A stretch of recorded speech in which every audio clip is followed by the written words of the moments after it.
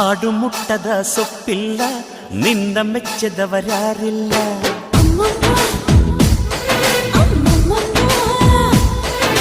ಜೇನಿಗಿಂತ ಸಿಹಿ ಬೇರಿಲ್ಲ, ನಿನ್ನ ಮುದ್ದಿಗಿಂತ ಸಿಹಿ ಬೇಕಿಲ್ಲ.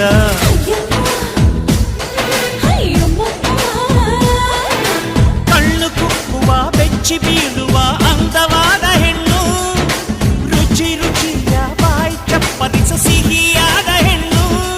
ಅಯ್ಯೋ ತಿಂದು ಬೇಗಿದರು ಆಸೆ ತೀರದ ಪಂಚಾಮೃತ ಇವಳು.